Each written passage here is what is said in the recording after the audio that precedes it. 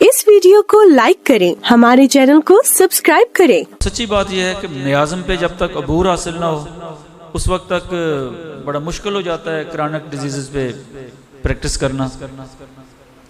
मियाज़म बहुत अरसा लगा, एक अरसा मियाज़म को समझते समझते समझते और कुछ चीज़ें समझ आती हैं, कुछ ना आती।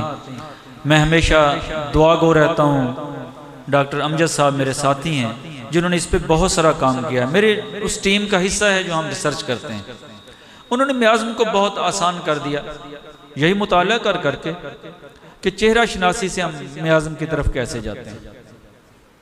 और इस पे हम बहुत सारे कामयाब हुए, नाकाम भी होते हैं। कोई ज़रूरी नहीं है कि 100% चेहरे से ही मियाज़म की तरफ जाना, लेकिन इल्म की एक तरतीब है जो मेरे पास है, मैं उसकी बात कर सकता हूँ। और हर इल्म वाले से ज़्यादा इल्म वाले मौजूद हैं और सारी ज़िंदगी इंसान सीखता है और सीखते रहना चाहिए।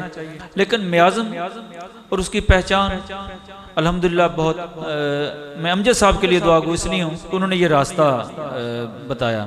और उसके बाद मैंने अदबियात को चेहरा शनासी के ज़रिए समझने की कोशिश की, उसमें भी अल्लाह ताला ने बहुत सारी कामयाबियाँ दी।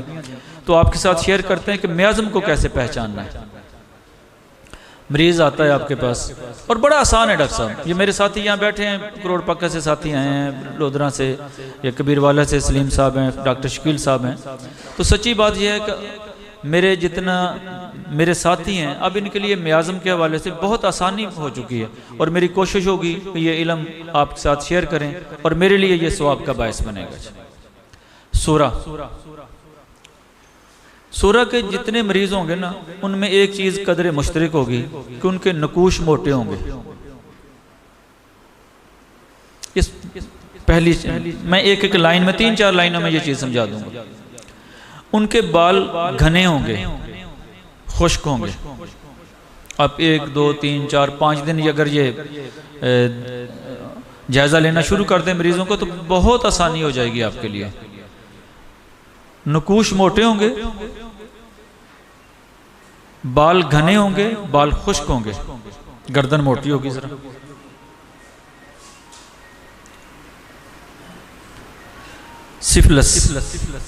सिफिलिस का मरीज इसके बिल्कुल मुतजाद होगा। नकूश पतले होंगे, बाल कम होंगे, खुसूसन जिस तरह मेरे बाल हैं ना, ये यू शेप में, यहां से कम होंगे। नकूश पतले होंगे, बाल बारीक होंगे और कम होंगे। जिल्द पतली होगी। और जिल्द का मोटा और पतला होना ये बड़ी आसानी से आप 2, 4, 5 लोगों की देखेंगे तो आपको समझ आ जाएगी। ये देखें ना चुटकी काटें, ये पतली जिल्द है। और सोरा के मरीजों की जिल्द मोटी होगी, हाथ में जरा ज्यादा आएगी, मोटी जिल्द होगी। जिल्द का पतला होना, नकूश का पतला होना, बालों का कम होना। और अक्सर लोग सफेद रंगत के होंगे, जरूरी नहीं है ये। और सोरा में क्या होगा? नकूश मोटे होंगे, जिल्द मोटी होगी, बाल घने होंगे, बाल खुश्क होंगे। अब साइकोसिस पे आ जाते हैं। इसमें नकूश कोई बड़ा होगा कोई छोटा होगा, कान छोटा हो सकता है, होंठ मोटा होगा निचले वाला, आंख छोटी होगी, बाल अक्सर साइकोसिस के मरीजों ने कंघी पीछे की तरफ किया होगा, बाल ऐसे सीधे उन्होंने कंघा किया होगा, सवारे ऐसे होंगे कि पीछे की तरफ ही गए ये। और जसीम लोग होंगे, मोटे लोग होंगे, और ये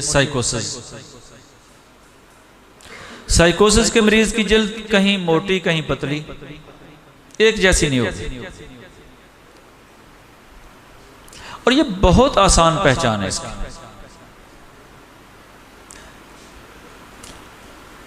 उसके बाद ट्यूबर में आजम आ जाता है। ट्यूबर का मरीज बिल्कुल दुबला पतला, हड्डियों का ढांचा होगा, सर्दी महसूस करने वाला होगा, सर्दी से मुतासिर होगा, मौसम की तब्दीली उस पर असरअंदाज होगी।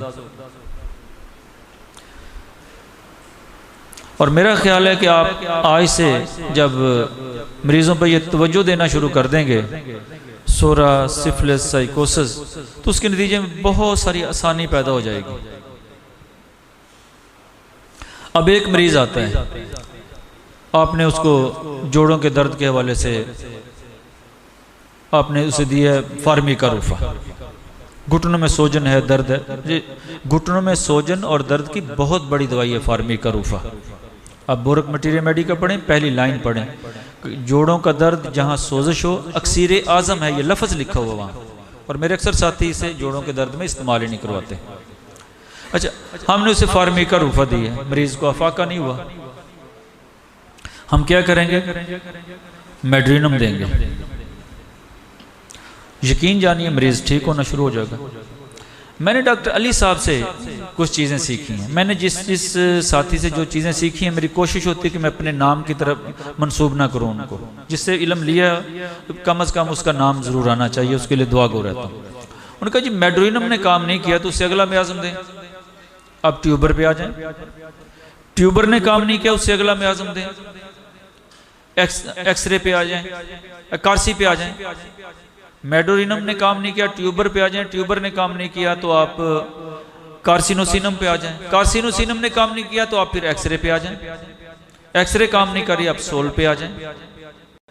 हमारे पास बहुत सारे रास्ते हैं जहां हम देखते हैं कि ये रुकावट आ गई, उस रुकावट को दूर करें, दूसरी रुकावट आ गई उसे दूर करें, तीसरी रुकावट आ गई ये दूर करें।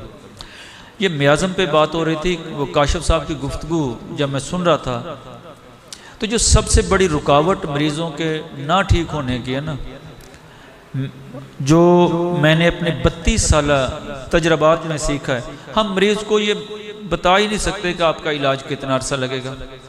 मरीज़ को बहुत जल्दी होती है, हम भी कहते हैं कोई नहीं, अल्लाह खैर करेगा, जल्दी ठीक हो जाएंगे।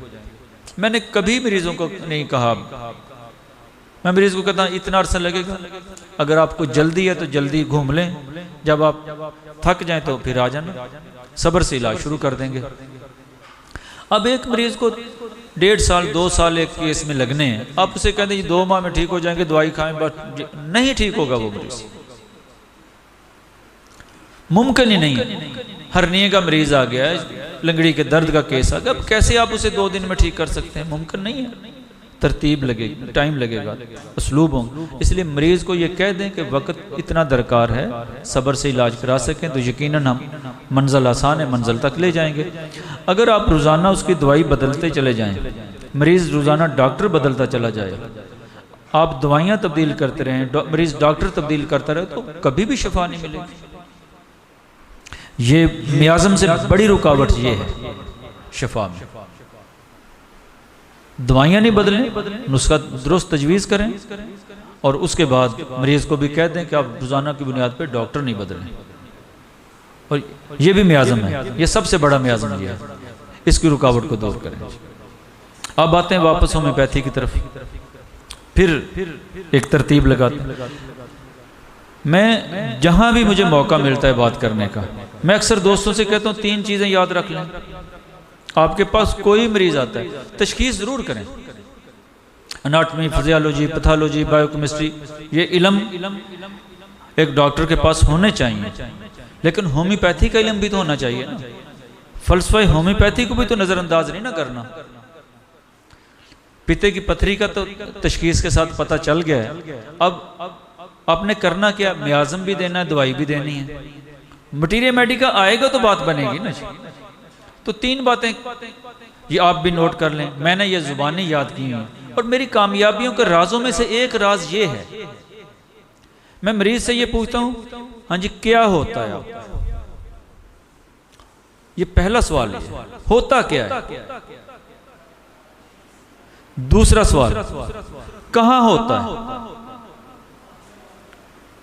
क्या होता, क्या मतलब, एहसास क्या है? आप माइंड सिम्टम ले रहे हैं, एहसास कहाँ होता है? आप मकाम मर्ज लोकेशन की तरफ आ रहे हैं, अजी मुझे यहाँ तकलीफ होती है, आपको इल्म होना चाहिए, यहाँ जिगर है, यहाँ पित्ता है, यहाँ तकलीफ हो रही नीचे, यहाँ अपेंडिक्स हो सकती है। कहाँ होता है? दूसरा सवाल। तीसरा सवाल, कब होता है? और ये तीसरा सवाल बहुत कीमती है, क्या होता है, कहाँ होता है, कब होता है? ये जो कब है ना, ये मोडालिटीज है, कमी बेशी। अफाका कब होता है और ज्यादती कब होती है? अब अगर ये कमी बेशी के चैप्टर को अच्छी तरह पढ़ लेना, होम्योपैथी आसान हो जाएगी। और सच्ची बात यह है कि आसान होम्योपैथी इसी कहते हैं।